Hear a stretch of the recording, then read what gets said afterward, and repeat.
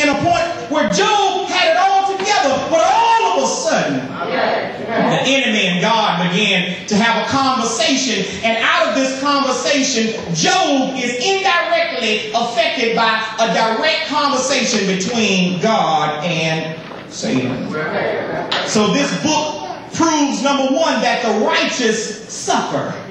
How many of y'all realize that even though you go to church, even though you pay your tithes, even though you fast and pray, you're going to have to suffer sometimes?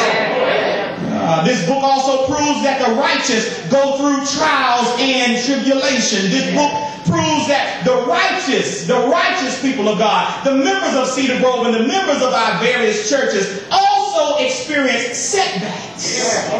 Some of these setbacks can even come all at the same time. But if you don't understand one thing from this book, one thing you got to understand is this book proves that God will take care of his own. In other words, God will see you through. Am I talking to anybody yet? Yeah. It is because of God that we have a word called grace. And I don't know about y'all, but one of my favorite hymns is a hymn called Amazing Grace, because when you think about where God has brought you from and where God is taking you to, it's nothing short of amazing. Touch your neighbor, say, God is amazing. So the book of Job is a book that when readers begin to read between the lines, you'll see that, number one, God's grace is not always acknowledged. Number two, God's grace is not always fully understood. But number three, God's grace is always sufficient. So for a couple of minutes, I want to deal with a portion of this scripture that takes another viewpoint, because even though Job went through the situations he went through, his people, his family, and his servants were affected because of what Satan was trying to do to God, just to prove to God that Job was not going to be loyal to him.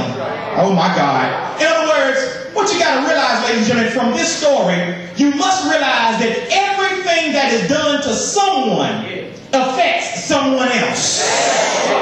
That's why it's amazing how people don't realize when they treat others badly, how it affects not only that person, but the people that are connected to that person. So yeah. That's why it's important to treat others like you want to be treated, because if I smack somebody, not only have I smacked you, but I smacked their mama, I smacked their daddy, I smacked their brothers, I've already smacked their sisters, I smacked the whole family. And when that family confronts you, we wonder why families stick up so good for one another. It's because whatever you do to them, you're also doing it to me. Didn't Jesus say the same thing?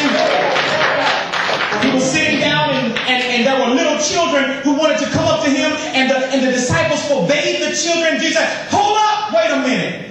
Don't you dare do anything to these kids, because whatever you do to the least of them, you've also done it to me. And he says, if you're going to hurt one of these children, it is best that you would take a millstone.